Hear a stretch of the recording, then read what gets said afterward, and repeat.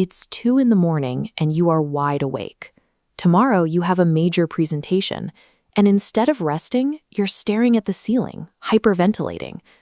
Then your brain shifts gears. That vague ache in your side? Obviously, it's a fatal disease. If you were a zebra, this wouldn't happen. In the animal kingdom, the extreme stress response is strictly reserved for immediate physical emergencies, like sprinting away from a lion. Once the predator is gone, the physical stress completely shuts off entirely. Humans, however, have a biological glitch. We can trigger that exact same massive chemical alarm merely by anticipating something bad. We turn on a life-or-death physical response just by thinking about a calendar. This mismatch is why finding calm feels so difficult.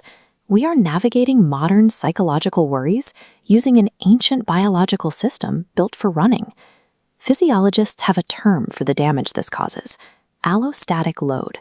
It measures the severe physical wear and tear your body sustains when you constantly flood it with stress hormones for non-physical threats.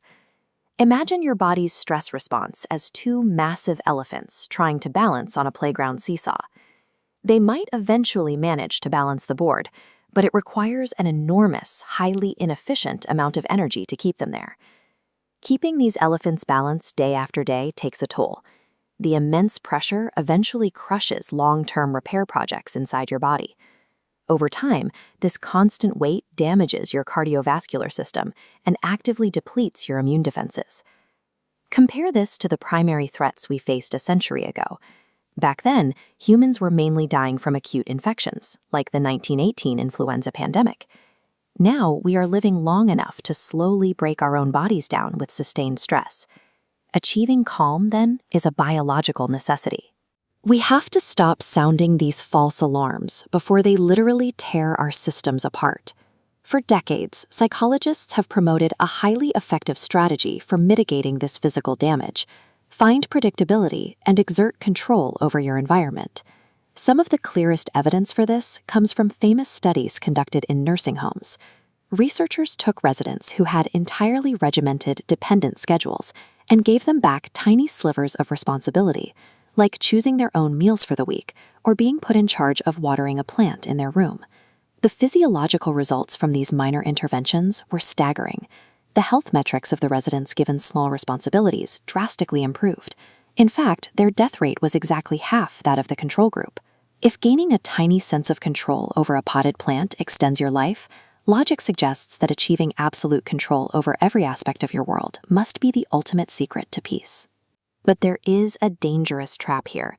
Clinging desperately to control in a situation where you actually have none is one of the most psychologically damaging things you can do. Consider a medical student on his very first surgery rotation. The chief surgeon handed him a retractor, told him the patient's life depended on him holding it completely steady, and ignored him. For hours, the student stood trembling, enduring massive physical and mental stress, terrified he would cause a fatal mistake. The reality was, he was holding an irrelevant tool over an irrelevant part of the body. It was a hazing prank. His overwhelming, agonizing stress response was entirely generated by a false, illusory sense of control over the outcome. Health psychologists actually have a term for this specific trap: John Henryism. Named after the folk hero who worked himself to death trying to outrace a steam drill, it describes the toxic belief that sheer effort and internal control can conquer any insurmountable demand. In a comfortable, predictable environment, this trait works wonders.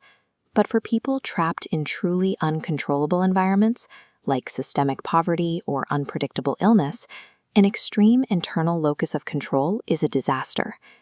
The relentless effort to control the uncontrollable leads directly to severe hypertension and cardiovascular disease. Trying to micromanage an unpredictable world does not bring peace. It forces you into a state of biological self-sabotage. This diagram outlines a concept called cognitive flexibility. This is the ability to accurately diagnose the nature of a stressor and deploy the correct coping mechanism, splitting into two distinct paths.